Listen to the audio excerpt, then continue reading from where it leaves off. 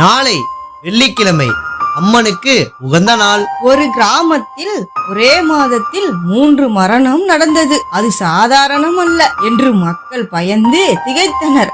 அப்போது ஒரு தெய்வ வழிகாட்டி கிராமத்திற்கு வந்தார். அவர் கூறினார், அம்மன் உங்கள் கிராமத்தின் மேல் கோபத்தில் உள்ளார். உங்கள் கிராமத்தில் கோவில் இல்லை, பூஜை இல்லை. உங்களிடம் பிரதிபலிக்க அம்மன் காத்து கொண்டிருக்கிறார்.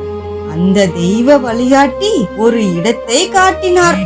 கிராம மக்கள் பயத்தோடு நிலத்தை தோண்டினர். ஒரு கல் உருவம் இருந்தது. ஆனால் அது ஒரு சாதாரண உருவம் இல்லை, அது அம்மன் சிலை. உடனே அந்த இடத்தில் 3 நாட்கள் தீமிதி, பூஜை, திருவிழா நடத்தினர். அதன் பிறகு அந்த இடம் ஒரு புனித ஸ்தலமாக மாறி அந்த கிராம மக்கள் சந்தோஷமாக வாழ்ந்தனர்.